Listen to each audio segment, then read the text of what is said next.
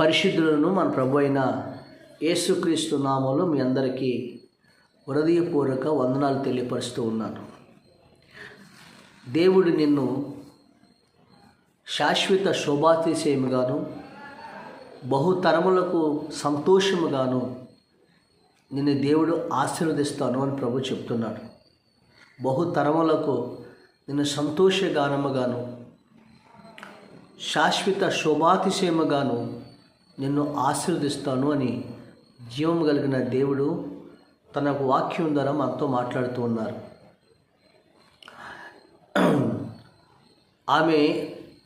ఆ కుటుంబం చాలా దేవుని ఎడల భయభక్తులు కలిగిన కుటుంబం. వారికి ఒకే ఒక పాప ఉంది. ఆ పాప కూడా తన కుమార్తె కూడా చక్కగా తల్లిదండ్రుల మాట ప్రకారమే భయభక్తులు కలిగి దేవుని మార్గంలో నడుస్తూ ఉండేది. అయితే అక్కడ వాళ్ళ తల్లిదండ్రులు కూలి పని చేసుకునేవారు. ఉదయాన్నే పనులకి వెళ్తారు, సాయంకాలం వస్తూ ఉంటారు. అయితే ఒకరోజు ఆ ఇంట్లో ఒక ఆశ్చర్యమైన కార్యం జరిగింది. ఇది వార్తల్లో చూపించారు, తర్వాత కొన్ని ఛానల్లో కూడా చూసినట్టు సాక్షి విన్నాను. ఆ రాష్ట్రంలో జరిగిన ఈ అద్భుతమైన సంఘటన ఇది. ఆ పేద ఆ ఇంటికి ఒక హెలికాప్టర్ వచ్చి అక్కడ ఆ పక్కన ఆగింది. ఆగినప్పుడు దాంట్లోంచి ఒక ఫ్యామిలీ దిగొచ్చారు. ఆ ఇంటికి వచ్చి పిలుస్తున్నారు. పిలుస్తుంటే ఈ పేదవాళ్ళు కదా బయటకు వచ్చారు. ఊరు వాడు అందరూ చూస్తున్నారు. ఆ ఇంటి దగ్గరలో హెలికాప్టర్ ఆగింది ఏంటి అని చెప్పని. అప్పుడు ఒక ఫ్యామిలీ వచ్చారు. వాళ్ళు కోటీశ్వరుడు, తెలిసిందే కదా. వచ్చి రండి బాబు అని చెప్పన్నారు. వాళ్ళు లోపల కూర్చున్నారు.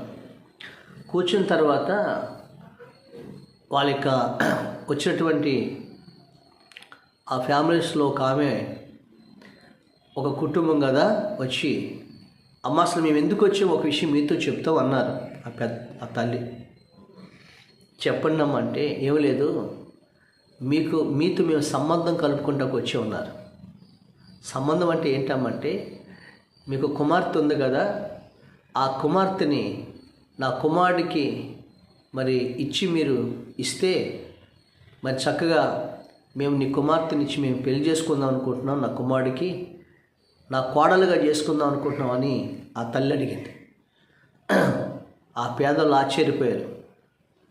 ఏంటమ్మా, మా పేదలతో మీరు ఆటలాడతారమ్మా, మాకు పనికి వెళ్తేనే కానీ పూట గడవదు మా జీవితాలు, అలాంటిది మాతో మీకు సంబంధం ఏంటమ్మా, మరి ఎంత అపహాస్యాలు ఆడకండి అమ్మా మా స్థితిని చూసి అంటే, అయ్యయ్యో లేదమ్మా, మేము నిజంగానే చెప్తున్నాం, నీ కుమార్తెని నా కోడలుగా చేసుకుందామని వచ్చాం.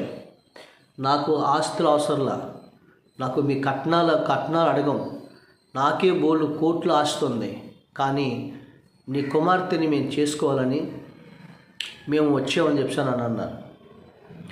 అప్పుడు ఆ యొక్క ఆలోచనలో పడిపోయారు. ఏంటి ఇంత సడన్గా ఇలా జరుగుతుందని. ఆ ఊరిలో ఒకళ్ళు వచ్చారు, వీళ్ళ ఫ్యామిలీ వచ్చి, నిజంగానేనమ్మా, మేము మీ అమ్మాయిని అడగటాకే వాళ్ళు వచ్చారు, మీకేం భయం లేదు, వారు ఇక్కడి నుంచి పిల్లకి కావాల్సినవి అన్నీ వాళ్ళే చూసుకుంటారు, బట్టలు కానీ అన్నీ నగలు కానీ అన్నీ చూసుకుంటారు, వాళ్ళు చక్కగా తీసుకెళ్ళి మరి మీ ఇంటి దగ్గర కూడా వాళ్ళు పక్షం చేస్తారు, మీకు వచ్చిన భయం లేదు అని అన్నారు. అనేవారికి అప్పుడు అన్నారు, అసలు నా కుమార్తెని అడగటానికి మీరు ఎలా వచ్చారు, నా కుమార్తె ఉందని ఎలా మీకు చెప్పారు అని చెప్పని ఆ తల్లి అడిగారు ఆ ఇంటి వాళ్ళు.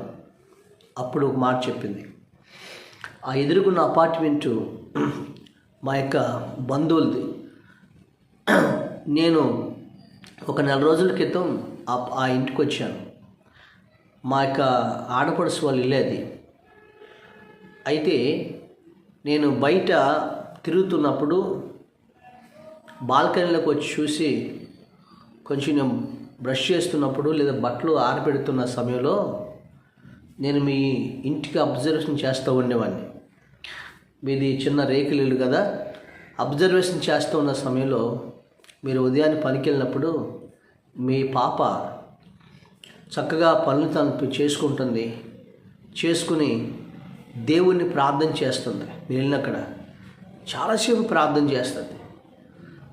ప్రార్థన చేసుకుని తర్వాత లోపలికి వెళ్ళిపోతుంది. మరలా మధ్యాహ్నం చేస్తుంది ప్రార్థన, మరి మోకరించి మళ్ళీ ప్రార్థన చేస్తూ ఉంటుంది. ఇలాంటి దైవభక్తి కలిగిన అమ్మాయి. నేను అక్కడ 4 రోజులు ఉన్నాను. మీరు వెళ్తారు, మళ్ళీ తర్వాత అన్ని పనులు చేసుకుంటుంటుంది. భక్తిలో పెరుగుతుంది, అన్ని పనులు చేసుకుంటుంది. చక్కగా ఇంట్లో నుంచి బయటికి వెళ్ళకుండా ఎంతో మరి జ్ఞానవంతురాలు, బుద్ధిమంతురాలు, గుణవతి అయినటువంటి కోడలు. ఆ రోజు నేను మీ కుమార్తెని కోడలుగా అనుకున్నాను. నేను చూశాను. తర్వాత చాలా అందంగా కూడా మీ అమ్మాయి ఉంటుంది. అందుకని మాకు కావలసినటువంటి మరి నా కుమారుడితో చెప్పినప్పుడు సరే మీ ఇష్టమమ్మా అని నా కుమారుడు అన్నాడు. అందుకే మీ అమ్మాయి యొక్క కదలికలన్నీ మేము చూసాం. అందుకని నా కోడలుగా తీసుకుందాం.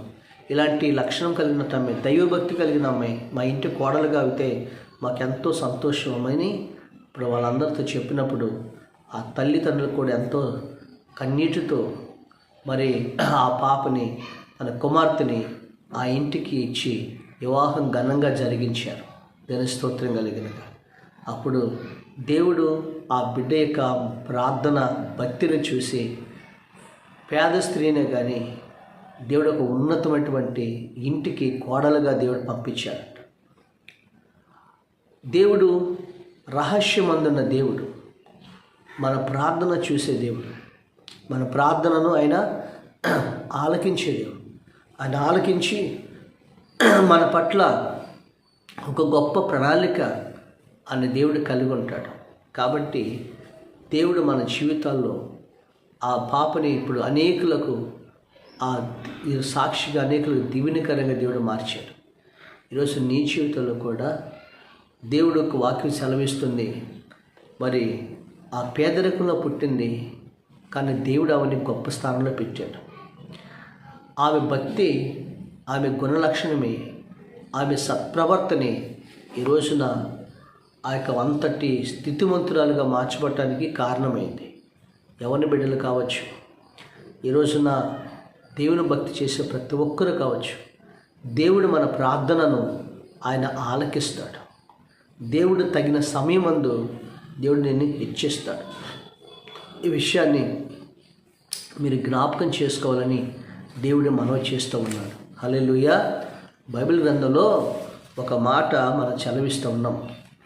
దేవుడు తగిన సమయమందు మనల్ని ఏం చేస్తాడు, ఆయన హెచ్చిస్తాడు అని దేవుని యొక్క వాక్యము సెలవిస్తూ ఉంది. పేతురు రాసిన మొదటి పత్రిక 5వ అధ్యాయము 5వ వచనంలో మనం చూసినట్లయితే అక్కడ రాయబడింది, దేవుడు మిమ్మల్ని తగిన సమయమందు ఆయన మిమ్మల్ని ఏం చేస్తాడు, హెచ్చిస్తాడు. ఈ విషయం జ్ఞాపకం చేసుకోవాలి. బైబిల్ గ్రంథంలో మన అందరికి తెలిసిందే. ఆమె ఒక అనాథ, తల్లిదండ్రులు చనిపోయారు. తన యొక్క పిన్న తండ్రి ఆయన పెంచుకుంటున్నాడు ఆ అమ్మాయిని. ఆమె పేరు హదస్స. ఒక బానిస పని చేస్తూ ఉండేది. అంటే తన తండ్రి గేటు దగ్గర కాపలవాడు. అయితే ఒక సడన్గా ఆ యూదులందరికీ ఆ రాజ్యంలో ఒక వార్త వచ్చింది. రాజుగారికి స్వయంవరం జరుగుతుంది అనగా వివాహం కొరకు రాజ్యంలో కన్యకలందరినీ పోగు చేసుకు రమ్మన్నారు అని ఆ యొక్క ప్రకటన వచ్చింది. 120 సంస్థానాల్లో కన్యకలందరినీ కూడా షూషాను కోటలోనికి తీసుకుని వెళ్ళారు. షూషాను కోట అని మరి తీసుకుని వెళ్ళారు. అందులో ఈ పేదరాలైనటువంటి ఎస్తేరు కూడా ఉంటున్నట్లుగా మనం చూస్తాం. ఎస్తేరు కూడా ఏమి కూడా ఉంది. ఆమె ఆ కోటలోకి వెళ్ళినప్పుడు చాలామంది రాజుగారి దగ్గరికి వెళ్ళారు. అంటే రాజుగారు ఎవరు ఇష్టపడతారో వారే ఆ రాజ్యానికి రాజు అవుతారు. మన బైబిల్ గ్రంథంలో మనం చూస్తాం 2వ అధ్యాయం సంగతులైన తర్వాత అహస్వరసు యొక్క మరి బైబిల్ గ్రంథంలో మనం చూస్తాం అహస్వరసు అనే రాజు ఉన్నాడు. ఆ రాజుకి మరి వివాహం చేసుకోవటం కోసం రాజ్యంలో కన్యకలైన స్త్రీలందరినీ కూడా పిలిపించమన్నాడు. అప్పుడు పిలిపించినప్పుడు ఈ యొక్క మొర్దెకై అనే తన యొక్క కుమార్తె, ఆమె పేరు హదస్సా మొదట, ఆమెను కూడా షూషాను కోటలోకి తీసుకెళ్లారు. వేల మంది కన్యకలు ఆ రాజుగారిని వివాహం చేసుకోవటానికి ఆ యొక్క నగరంలోనికి వెళ్ళారు, షూషాను కోటలోనికి వెళ్ళారు. వంతులు చొప్పున రాజుగారి దగ్గరికి వెళ్ళాలి. రాజు ఏ స్త్రీని ఇష్టపడతాడో ఆమె రాజుగారి ఇష్టపడిన స్త్రీని ఆమె రాణిగా మార్చబడుతుంది. అయితే అనేక మంది వెళ్ళినప్పుడు రాజుగారి దగ్గరికి వెళ్ళటానికి ఈ పేదరాలు, ఈ యూదురాలు, ఈ పేదవాడి తల్లిదండ్రులైన అనాథగా ఉన్న ఎస్తేరు తన పిన్నతన దగ్గర బతుకుతున్న ఆమె వంతు కూడా వచ్చింది. ఆమె కూడా ఆ రాజుగారి దగ్గరికి షూషాను కోటలో టేబేతు నెల 10వ తారీఖున ఆమె ఆ కోటలోకి వెళ్ళటానికి ఆమెకి పిలుపునొచ్చింది. చూడండి, అప్పుడు 16వ వచనం, ఈ ప్రకారం ఎస్తేరు రాజు అయిన అహస్వరోసు ఏలుబడి యందు 7వ సంవత్సరంలో టేబేతు అనే 10వ నెలలో రాజు నగరంలోకి ఆజ్ఞకు పోగా, 10వ నెలలో టేబేతు అనే నెల రాజుగారి దగ్గరికి వెళ్ళింది ఆమె ఇంటర్వ్యూకి. వెళ్ళినప్పుడు జరిగిన విషయం 17వ వచనం, స్త్రీలందరికంటే రాజు ఎస్తేరుని ప్రేమించెను. ఒకటి, చాలామంది కన్యకులు ముందు వెళ్ళారు రాజుగారి దగ్గరికి, వారిని ఎవరిని రాజుగారు ఇష్టపడలా. కానీ ఏమైనా ఇష్టపడ్డాడు, రాజు ప్రేమించెను. కన్యకలందరికంటే ఆమె అతని వలన దయాదాక్ష్యములు పొందెను. 17వ వచనం, ఎస్తేరు గ్రంథము 2వ అధ్యాయం 17వ వచనం, ఆమె దయాదాక్ష్యములు పొందెను. ఒకటి, రాజుగారు ఆమెను ప్రేమించాడు. రెండోది, దయాదాక్ష్యములు పొందెను. అతడు రాజ్య కిరీటమును ఆమె తల మీద ఉంచి ఆమెను వస్తీకి బదులుగా రాణిగా నియమించెను. దేవుని స్తోత్రం. ఆమె తల మీద రాజ్య కిరీటం పెట్టాడు. ఆమెను వస్తీకి బదులుగా, అనగా 127 సంస్థానములకు ఈ ఎస్తేరుని రాణిగా రాజుగారు ప్రకటించారు. దేవుని స్తోత్రం. ఎస్తేరుని రాజుగారు వివాహం చేసుకున్నాడు. ఎస్తేరు 127 సంస్థానములకు రాణి అయింది. హల్లెలూయా. ఈరోజు ఈ ఎస్తేరు ఎవరయ్యా అంటే, ఎందుకంటే ఎస్తేరు ఎవరంటే ఒక బానిస పిల్ల, తల్లిదండ్రులైన అనాథ, పెంచుకున్న తన పినతండ్రి గేటు దగ్గర కాపలవాడు. అయినప్పటికీ కారణం ఏంటంటే ఎస్తేరుని చాలామంది కన్యకలు షూషాను కోటలో రాజుగారి యొక్క కోటలోకి వెళ్ళారు. మొదటి నుంచి 10వ నెల వరకు ఇంటర్వ్యూలు జరుగుతూనే ఉన్నాయి, రాజుగారి దగ్గరికి వెళ్తూనే ఉన్నారు. కానీ ఎస్తేరు విషయంలో దేవుడు కృప చూపించాడు. ఆమె పేరు హదస్సా.